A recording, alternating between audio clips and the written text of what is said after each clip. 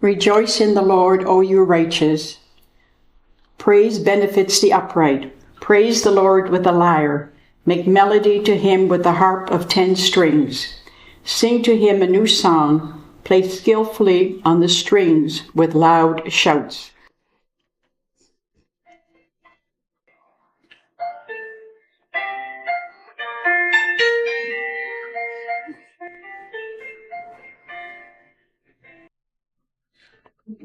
By your mercy,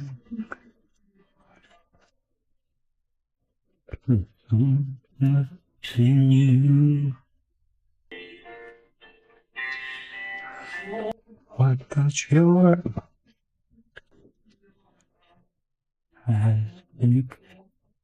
continue? For the word of the Lord is upright, and all his work is done in faithfulness. He loves righteousness and justice. The earth is full of the steadfast love of the Lord.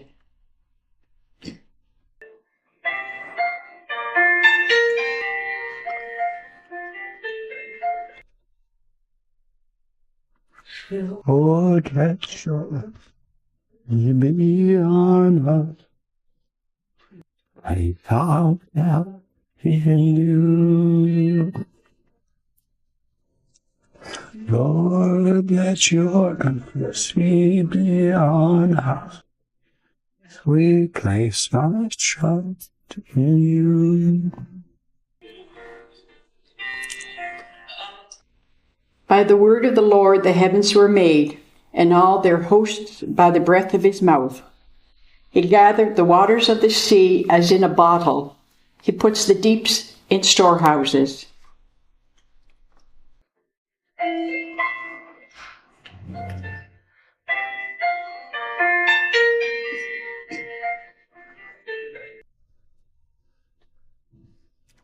Lord, let your mercy be on us as we place our trust in you.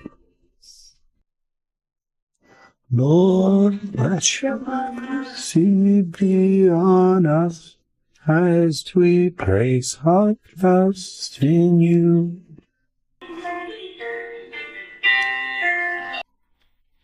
Let all the earth fear the Lord. Let all the inhabitants of the world stand in awe of him.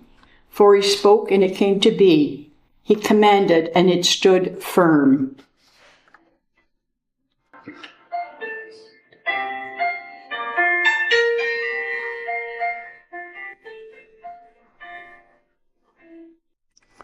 Lord, let your mercy be on us as we place our trust in you.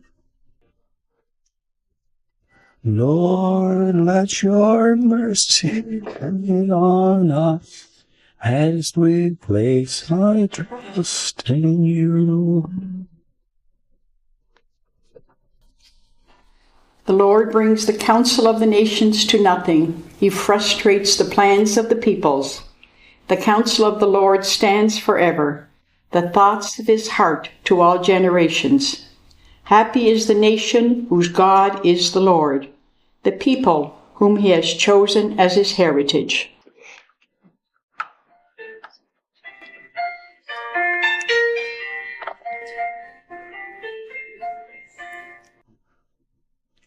Lord, let your mercy be on us as we place our trust in you.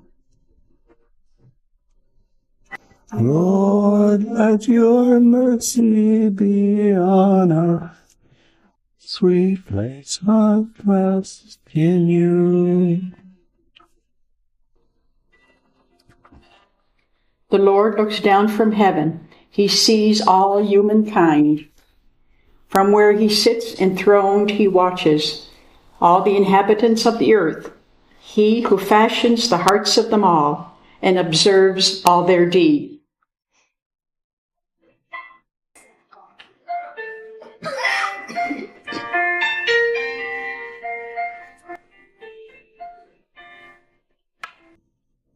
Lord, let your mercy be on us as we place our trust in you.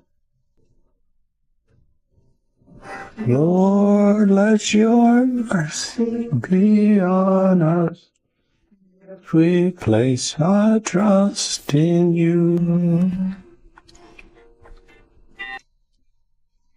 Truly the eyes of the Lord is on those who fear him, on those who hope in his steadfast love, to deliver their souls from death and to keep them alive in famine.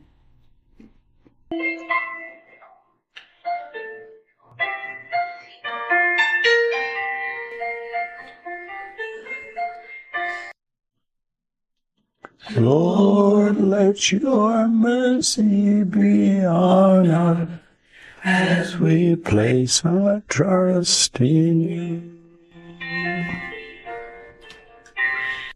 Lord, let your mercy be on us as we place trust in you. Our soul waits for the Lord. He is our help and our shield. Our heart is glad in him, because he trusts in his holy name. Let your steadfast love, O Lord, be upon us, even as we hope in you.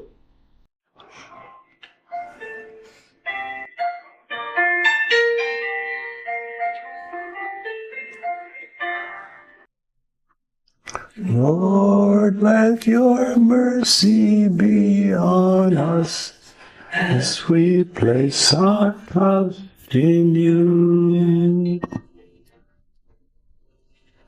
Lord, let your mercy be on us as we place our trust in you. Thank you.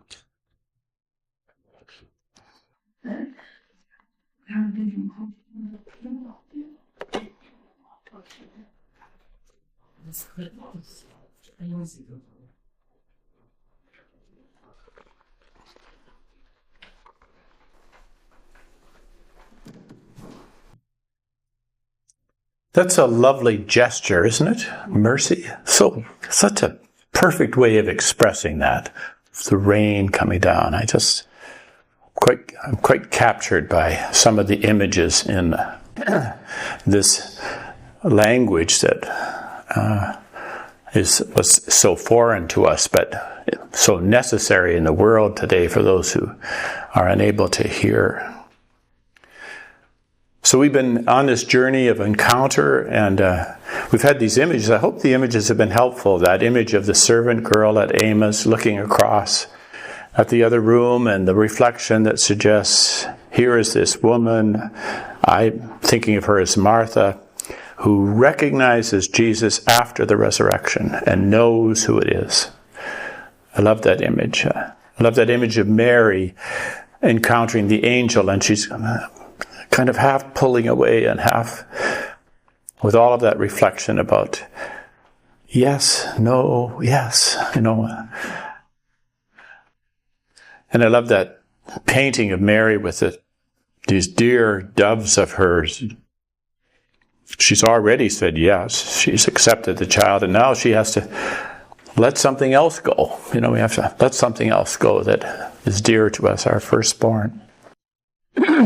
And then we've been meeting these two wisdom people in the temple, Simeon and Anna, who I quite love these two.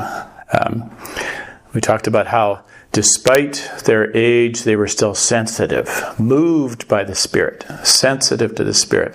And in fact, their frailty, their weakness, had disposed them to be able to recognize Christ in frailty, in weakness, in a baby. So instead of it being a handicap, their frailty was an opening to recognize the hidden presence of Christ in the world. And then yesterday we talked about this shift in our life that all of us have gone through, from being protagonists, being in charge, the person who's strong and producing things, to becoming a witness. That now my role is to witness what's going on and to magnify it, to glorify it by acknowledging it and building it up. So we're going to reflect a little bit today about, I've called it midwives to the next generation. And we take some of these things for granted, but I think it's important to call them to mind from time to time. And one is that every atom in our body, except for helium and hydrogen, came from the death of a star. You know, we don't often think about that, but that's the reality. Every atom in our body, except for helium and hydrogen, came from a star that gave up its life for us. Our red blood is there because of iron. And iron was created by the death of 1 billion stars, which eventually ended up on part of this planet Earth. So we are an inheritance, physically. We are who we are because of the unfolding mystery of creation that's brought us to this point. One of our catechists was showing me how they teach the story of creation to children, and it's a lovely illustration. They have a spindle, and the spindle has this ribbon all around it. And so they start to unwind the ribbon, and the very beginning of the ribbon says, the great explosion caused by God 13 billion years ago. And then they start to unravel this ribbon, and 10 billion years ago, 18,000 million galaxies have been formed, and the ribbon gets longer and longer and longer, and then finally 6 billion years ago the planet Earth is formed, and it goes on, and 60,000 years ago the first human beings walked on the planet, and the ribbon is getting shorter now because of the comparison of time, right? The first 10 billion years took 10 yards, well 60,000 years only takes 5 inches. And then you come to this point where the incarnation and the birth of Jesus and his death and resurrection, it takes about that much space on the ribbon. And the ribbon is a colored ribbon with all of the sun. And then the next section of the ribbon is blank. It's white. And the teacher is able to say to the students, now that's the story that you have to write, That's your job now, is to write the next chapter in the story of creation that goes all the way back to the first moment that God imagined the universe into existence. A lovely tool, I thought. What do I know, right? So I said to her, can we do this with the priests at the study days? So she agreed. So we came up. So we did this with 80 priests in a study hall. And afterwards, I was at the priest council meeting. I said, well, Father, what did you think of that? Oh, that's irrelevant. We're Christocentric, Father Tim. We only care what happened after Jesus is born and suffered and died. We don't care about all that other stuff. I thought, isn't that sad? As if God doesn't care about 13 billion years, So, I keep thinking, no, that's really important. That's how we got to be here, that whole story. So I keep pushing that and saying, yes, that's part of the story, part of our lovely story. So we're an inheritance of the universe. We're an inheritance of creation. And we're also an inheritance of our own family history. One of the wonderful gifts that Pope Francis has given to us is the Feast of Grandparents. I love this, to acknowledge that we're children because we have grandparents, And our grandparents, for most of us, they caressed us with love, and they helped to set us off on this journey. They gave us that first caress of love, which only grandparents can do because they're not burdened with having to raise us, right? They can love us sort of unconditionally. They don't have to put up with us. At the end of the day, they can give us back to our parents. But when they're in our company, they could caress us with love, and we learned that this caress of love that comes to us from history, that's what roots us. That's what gives us our stability. That's what gives us the confidence of who we are. And Pope Francis is fond of saying, And now we have to be artisans of a new history. We have to write a new history. Weavers of a new history, he called it. And he was very firm about saying, don't get stuck in the past. Yes, it's wonderful. And yes, those things were beautiful to us. But you can't let the past imprison the future. You can't just say, everything that went on was perfect and we've got to hang on to it. Because he says, if we do that, we end up being rigid and critical and self-centered and narrow and focused only on ourselves. So I think one of his gifts to us was that acknowledgement of this caress that comes to us from the past, but also his encouragement to say we have to be weavers of a new history, artisans of a new history. And I think that's the wonderful gift that Simeon and Anna give to us, So we have this lovely icon in our booklets here on a presentation scene that comes from a sacramentary in Normandy, 1050. I love this image of this because it's so unusual in how particularly Anna is depicted in this image. Here's Anna. It's a lovely image. She's rejoicing. She's got her arms up in the air. She's filled with joy at what's happening in front of her. And she's telling everybody about it, Look there. Luke tells us she told everyone she met, about what was happening in there. You can imagine this 84-year-old in the temple tugging people on the corners and say, look there, that's Christ. Look there, that's God is here among us. Look there, God has come again. God is in our midst. What a wonderful example for us as wisdom people is this example of Anna proclaiming this wonderful message to everyone she meets, and is full of joy. You don't get a picture in here of Anna being attached to the past. You don't get a picture of her clinging to the past. You don't see somebody who's got a sour look on her face saying, "Oh, I wish things were the way they were in the good old days."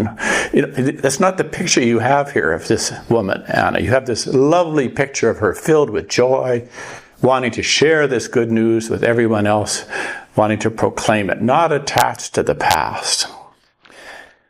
Over the last years, we I think have come to recognize that Mary Magdalene as the apostle to the apostles. You probably heard that in some of your study things, how she was the first messenger of the good news of the resurrection to the apostles. She went and proclaimed what Christ had revealed to her.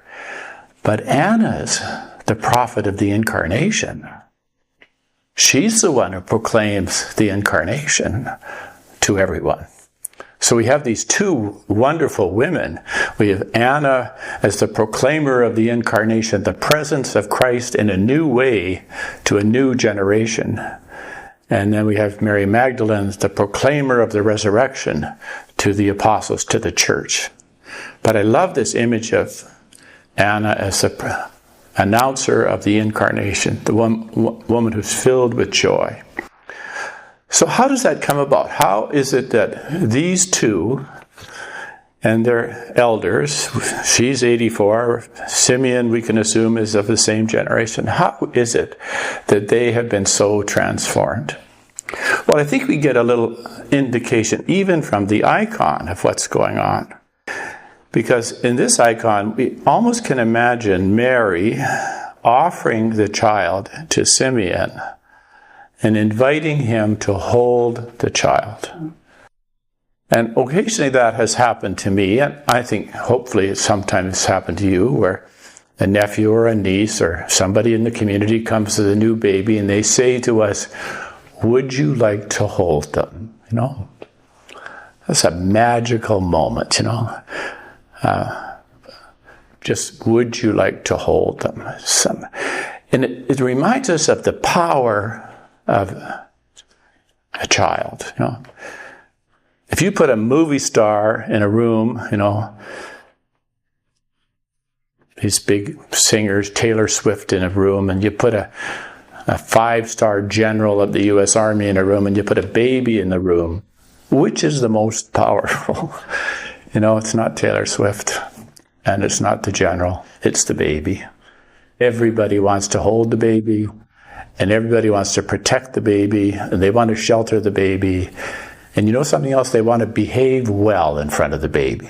Don't do that. The children are watching, We have that instinct in us that children draw forth from us, this instinct. And I think that's part of what's going on in this wonderful encounter in there, is Simeon holds the child. And if you've held a baby in your arms and the baby is awake, the baby's looking at you, And I think part of our growth in spirituality, we have to have an imagination. I know Ignatius was great about this. We have to imagine some of these scenes. And one of the things I think we have to imagine is we have to imagine holding the baby Jesus in the temple and have him look at us. And imagine this baby Jesus Christ looking up at us. What does that baby Jesus see in us? Because a child looks beyond appearances. A child looks beyond our history. It doesn't see our mistakes. It doesn't see the things we did wrong or we failed. It just looks on us with love and beholds us with love and sees only that goodness in us that's created by God. That's what children see in us. They see beyond everything else, and they see the goodness and the innocence and the love that God created in us. So to some extent, we have to be in this story. We have to be Anna in the story. We have to be Simeon in the story. And imagine that this child has been presented to us, and we've been invited to say, would you like to hold him? Because if we don't hold Christ, and we can't imagine ourselves holding Christ and having him look at us, what are we going to hold? We can hold things, we can accumulate possessions, but if that's all we hold, then we will become narrow and rigid and complaining and self-centered. But if we're holding Christ in our arms, we're going to be gentle. And we're going to be loving, and we're going to be forgiving, because that's what children draw forth from us. And that's what Christ draws forth from everyone. Draws all of those virtues forth from us if we allow them to take place in us.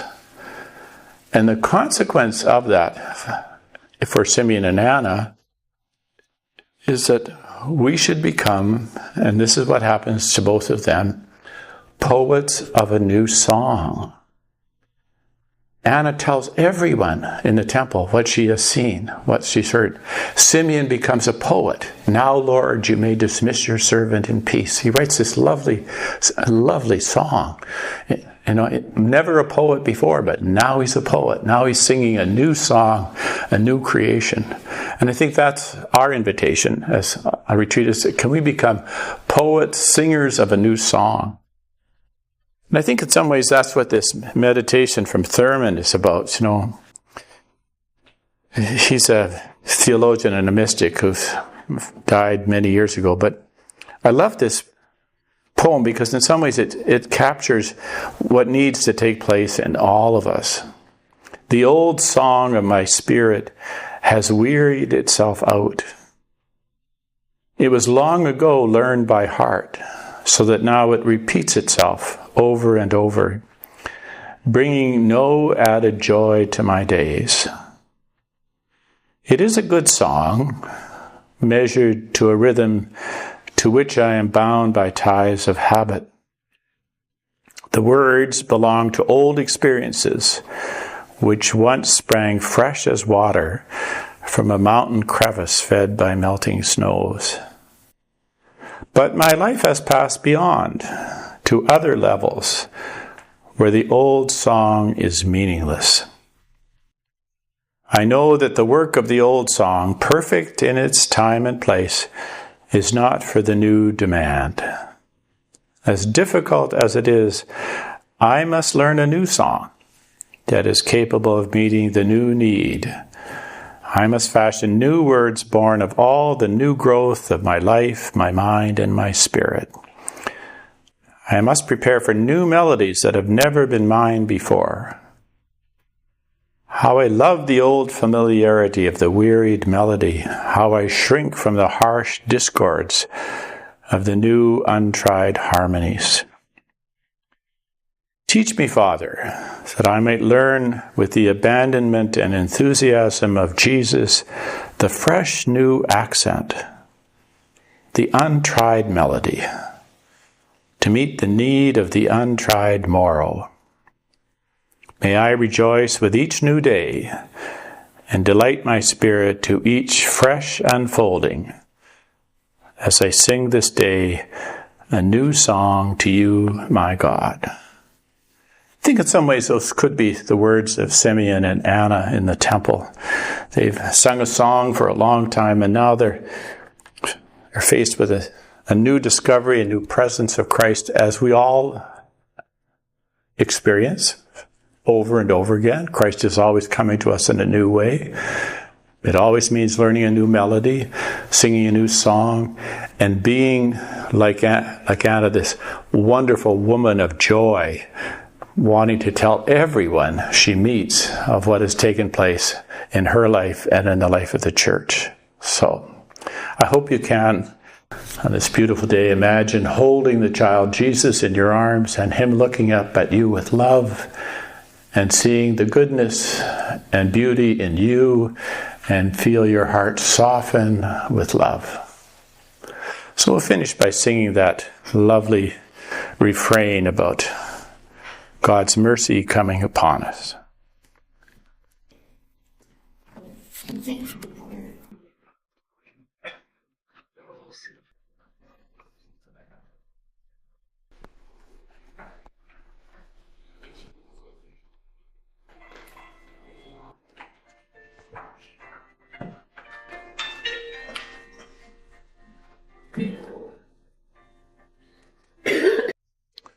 Lord, let your mercy be on us as we place our trust in you. Lord, let your mercy be on us as we place our trust in you.